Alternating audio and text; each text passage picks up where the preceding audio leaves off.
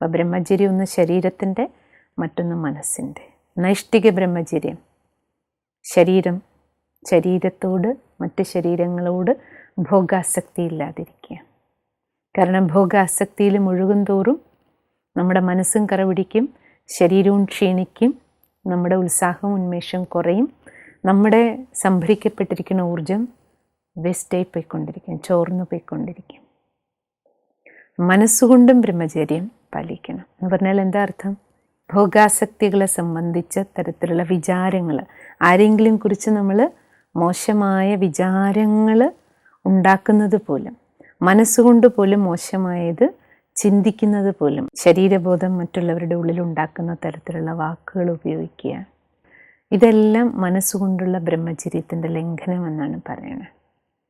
അതുകൊണ്ട് ജീവിതത്തിൽ ഒരു രാജയോഗി ജീവിതം ജീവിക്കാൻ, ധ്യാനം നമുക്ക് സുഗമമായിട്ട് ചെയ്യണമെന്നുണ്ടെങ്കിൽ ബ്രഹ്മചര്യം ഏറ്റവും പ്രധാനപ്പെട്ട ഒരു ഘടകമാണ്. ബ്രഹ്മചര്യം അനുഷ്ഠിക്കുന്നുവെങ്കിൽ ധ്യാനം ഈസിയായിട്ട് മാറും.